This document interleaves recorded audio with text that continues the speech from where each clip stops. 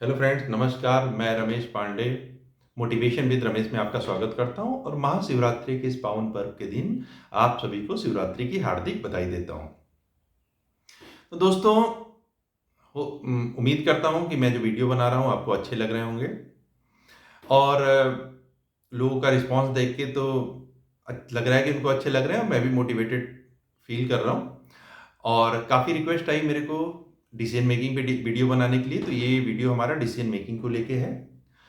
Decision making एक ऐसा पहलू है लाइफ का, एक ऐसी चीज है जो लाइफ के हर पार्ट को, हर क्षेत्र को ये टच करती है, उस पर असर डालती है। अगर आप कोई गलत डिसीजन ले लेते हैं तो लंबे समय तक उसका असर रहता है, और अगर आप सही डिसीजन लेते हैं तो आप उसको एंजॉय करते हैं। तो डिसीजन मेकिंग, चाहे आपकी पर्सनल लाइफ हो, चाहे आपकी प्रोफेशनल लाइफ हो, चाहे आपकी फैमिली लाइफ हो, चाहे आपकी सोशल लाइफ हो, हर चाहे आपकी हेल्थ रिलेटेड कोई लाइफ हो, चाहे आपका इमोशन से कोई इमोशनल इश्यूज आपके चल रहे हैं, वो सब चीज़ें जो हैं आपके डिसीजन मेकिंग को लेके हैं। तो सही डिसीजन मेकिंग कैसे की जाए, सबसे इंपॉर्टेंट ये है। सही डिसीजन मेकिंग के लिए सबसे इंपॉर्टेंट है अपने आप को जानना। जितना ज़्यादा आप अपने आप को जानेंगे, अपनी साइकोलॉजी को जानेंगे, अपने मन को जानेंगे, उतना ज़्यादा आप खुश रहेंगे। किसी को देख के आप उसको कॉपी मत करिए, उसके जैसा बनने की कोशिश बिल्कुल मत करिए। हो सकता है किसी को, हो सकता है जैसे मैं वीडियो बना रहा हूँ मेरे को पसंद है, आप भी बनाने की कोशिश कर कर सकते हैं, लेकिन अगर आपको अच्छा लगता है तो बिल्कुल करिए। किसी को, आपको लगता है कोई स्टेज पे जाके बहुत अच्छा बोलता है, अगर आपको अच्छा लगता है तो आप भी ट्राई करिए, लेकिन आप उसको एज ए प्रेशर मत लीजिए कि नहीं मैं भी बोलूंगा, मैं भी ये करूंगा, मैं वो करूंगा। कई लोग मैं देखता हूं समाज में बहुत सारे कार्य सिर्फ लोगों को दिखाने के लिए करते हैं और अपनी साइकोलॉजी को नहीं समझ पाते और बाद में वो दुखी होते हैं। तो मेरा सिर्फ आप लोग से ये अनुरोध है कि जो भी डिसीजन लीजिए, पहले अपने आप को, लोग अपने आप को समझ क्यों नहीं पाते? क्योंकि बहुत सारा वो टाइम, जितना ज़्यादा वो टाइम दूसरों को एनालाइज करने में बिताते हैं, उससे बहुत कम समय में अगर वो अपने आप को एनालाइज करने में कि उनका मन, मस्तिष्क और उनके मन के विचार कैसे हैं, उनको क्या क्या चीज़ें पसंद हैं, उसको एनालाइज करने में बिताएंगे, तो वो हमेशा सही डिसीजन लेंगे। किसी को कोई पर्टिकुलर चीज़ को कोई बर्दाश्त कर सकता है, उसकी साइकोलॉजी है कि वो उस चीज़ को झेल ले जाएगा, वो टॉलरेट कर, आपकी साइकोलॉजी नहीं है, आप टॉलरेट नहीं कर पाएंगे। लेकिन तब भी हम उसके जैसा बनना चाहते हैं, उस चीज़ को करना चाहते हैं, क्योंकि कई बहुत सारे लोग ऐसा कर रहे होते हैं। तो प्लीज़ पहले अपने आप को समझिए। दूसरी सबसे इंपॉर्टेंट चीज़ है, ओनरशिप लीजिए। जो भी डिसीजन आप ले रहे हैं उसकी ओनरशिप लीजिए कि मैंने ये काफ़ी सोच समझ के डिसीजन लिया है। अगर मैं इस डिसीजन पे गलत होता हूँ या सही साबित होता हूँ तो इसकी ओनरशिप मैं लूँगा। डिसीजन आपने लिया और नहीं लिया, किसी और के कहने पे लिया, तब भी आपको ओनरशिप लेनी होगी। क्योंकि जिस सिचुएशन में आप हैं, आप अच्छी सिचुएशन है, बुरी सिचुएशन है, सुखी हैं, दुखी हैं, वो सिर्फ आपके डिसीजंस के कारण है लाइफ में। कहीं ना कहीं आपने डिसीजन लिए हैं, और डिसीजन कई बार ऐसा होता है कि जब डिसीजन अच्छे निकल जाते हैं तो हम कहते हैं हमने लिए थे, जब खराब निकल जाते हैं तो कहते हैं उन्होंने बताया था इसलिए हमने ऐसा कर लिया। तो ओनरशिप लीजिए। जब तक आप किसी चीज की ओनरशिप नहीं लेंगे, आप उसको, अपने आप को सुधार ही नहीं पाएंगे, अपनी चीजों को करेक्ट ही नहीं कर पाएंगे, क्योंकि आप तो ओनरशिप ले ही नहीं रहे, आप तो दूसरे को ब्लेम कर रहे हैं। तो कभी किसी को ब्लेम मत करिए, ब्लेम मत करिए कि मैंने उसके कहने पे कर दिया था, उसने ऐसा कहा था इसलिए कर दिया था, मैं इस पोजीशन में हूं तो उसके कारण हूं। नहीं नहीं, ऐसा बिल्कुल नहीं होता। कहीं ना कहीं आपका मन रहा होगा तो आपने किया, कहीं ना कहीं आप भी कुछ परसेंटेज आपके मन में दबी होगी, तभी आप उस दिशा में बढ़े।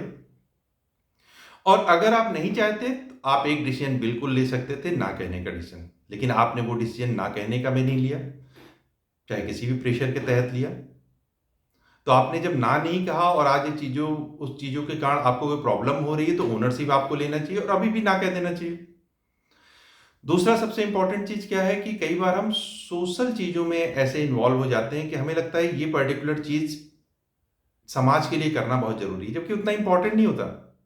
हम वो करते हुए काफी दुख फील कर रहे होते हैं, हमें अंदर से अच्छा नहीं लग रहा होता है, लेकिन हम समाज को दिखाने के लिए वो कर रहे होते हैं। कुछ रिलेशन ऐसे होते हैं, फैमिली में बहुत सारे ब्लड रिलेशन ऐसे होते हैं, कुछ ऐसे फ्रेंडशिप रिलेशन होते हैं जो हम इसलिए निभाते रहते हैं, और निभाना भी चाहिए। पॉजिटिविटी इतनी उसको पॉजिटिव होके जितना लंबे समय तक किसी रिलेशन को निभाइए और उसको समय दीजिए। लेकिन एक पर्टिकुलर समय के बाद अगर उस चीज़ें सुधर नहीं रही हैं और चीज़ें सही दिशा में नहीं जा रही हैं और आप हमेशा इमोशनल प्रेशर में हैं और टेंशन में जी रहे हैं, तो आपको एक डेडलाइन फिक्स करनी पड़ेगी कि हमें आगे क्या करना है। तो उसी तरीके से जॉब में है, आप बहुत ज़्यादा परेशान हैं और आप डिसीजन नहीं ले पा रहे हैं। क्यों? क्योंकि आप अपनी प्राथमिकताओं को समझ नहीं पा रहे हैं, चीज़ों को प्रायोरिटी नहीं दे पा रहे हैं। आप चीज़ों को समझिए कि इस पर्टिकुलर समय में हमारे लिए क्या इम्पोर्टेंट है। क्या मेरी फैमिली इम्पोर्टेंट है? क्या मेरी हेल्थ इम्पोर्टेंट है? क्या मेरे इमोशनल इश्यूज़ इम्पोर्टेंट है? क्या मेरी जॉब इम्पोर्टेंट है? और अगर मैं जॉब नहीं करूँगा तो उसके सेकेंडरी सोर्स ऑफ इनकम क्या है? तो सारे एस्पेक्ट को ध्यान में लेके हमको डिसीजन लेने होते हैं। हम डिसीजन ऐसे नहीं ले सकते क्योंकि हमारा एक डिसीजन कई लोगों को इम्पैक्ट डालता है। जैसे-जैसे हमारी एज बढ़ती है, बहुत से लोगों को हमारा डिसीजन इम्पैक्ट, सिर्फ हम अपनी खुशी के लिए डिसीजन लें, ये भी इम्पोर्टेंट नहीं है। लेकिन हम प्रेशर में रहें और परेशान रहें और डिसीजन ना लें, ये भी इम्पोर्टेंट है। तो डिसीजन मेकिंग एक ऐसी चीज़ है जो आपकी खुशी के लिए बहुत इम्पोर्टेंट है, आपकी फैमिली लाइफ के लिए बहुत इम्पोर्टेंट है, आपकी इमोशनल लाइफ के लिए। कई चीज़ें आती हैं, कई रिलेशन ऐसे होते हैं जहाँ से हमें मूव ऑन करना पड़ता है।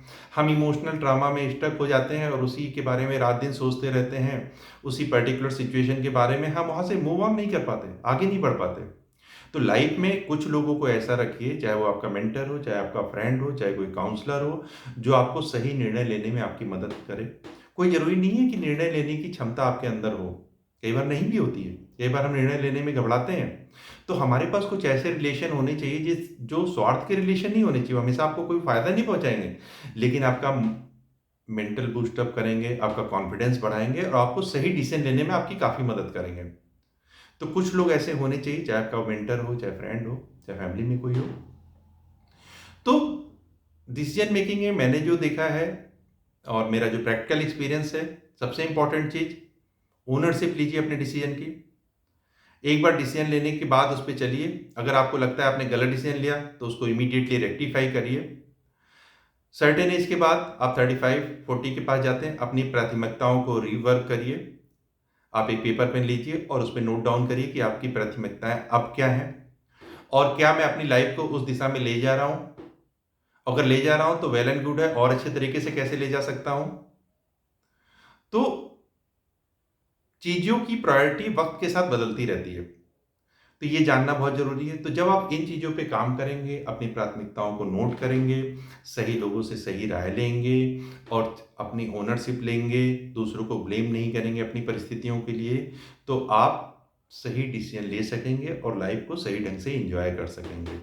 और लाइफ़ को सही ढंग से एन्जॉय करना बहुत ही इम्पोर्टेंट है, क्योंकि आपका एक डिसीज़न आपकी फैमिली को इम्पैक्ट करता है, किसी लीडर का एक डिसीज़न पूरी सोसाइटी को इम्पैक्ट करता है, किसी लीडर का एक रॉन्ग डिसीज़न पूरे वर्ल्ड को इम्पैक्ट कर सकता है। हमने वर्ल्ड वार्स देखे हैं लाइफ़ में, क्योंकि एक व्यक्ति का गलत डिसीज़न पूरी दुनिया के लिए बहुत ही घातक सिद्ध हुआ। उसी तरीके से फैमिली में एक डिसीज़न पूरी फैमिली के लिए घातक सिद्ध हो सकता है। उसी तरीके से आपका एक डिसीज़न आपकी हेल्थ के लिए, आपके फाइनेंशियल लाइफ के लिए, आपकी पर्सनल लाइफ के लिए, आपकी प्रोफेशनल लाइफ के लिए घातक हो सकता है, और एक सही डिसीज़न आपको लाइफ में कहीं से कहीं पहुंचा सकता है। तो माय डियर फ्रेंड्स, दोस्तों, लाइफ बहुत ही खूबसूरत है और लाइफ में बहुत सारे अच्छे लोग आते हैं, उनको याद रखिए। कुछ ऐसे लोग आते हैं जो आपको पसंद नहीं हैं, उनसे भी आप बहुत कुछ सीख सकते हैं। और लाइफ में हमेशा खुश रखिए, सही डिसीजन लीजिए और अपनी कमियों को बहुत उस पे ओवरथिंक मत करिए। कोई भी ऐसा इंसान नहीं जो परफेक्ट नहीं है, सबके अंदर कुछ ना कुछ कमियाँ हैं। हर आदमी सुंदर नहीं होता, हर आदमी लंबा नहीं होता, हर आदमी अच्छा स्पीकर नहीं होता, हर सब मतलब बहुत सारी कमियाँ होती हैं। सबके पास बहुत पैसा नहीं होता या हर पैसे वाला सुखी नहीं होता। तो अपनी कमियों को मत ढूँढिए, अपनी कमियों को रिवर्क करिए, मेहनत करिए और लाइफ में सही डिसीजन लेके लाइफ को एन्जॉय करिए। और लाइफ में हैप्पीनेस जितना इम्पोर्टेंट है उतना कुछ नहीं है, और हैप्पीनेस कैसे आती है? सही डिसीजन मेकिंग से आती है। होप मेरा वीडियो आपको अच्छा लगा होगा, और कोई भी चीज़ें हैं तो आप कमेंट बॉक्स में डाल सकते हैं। मैं कोशिश करूँगा और अच्छे वीडियो बनाने के लिए। थैंक यू, धन्यवाद, नमस्कार।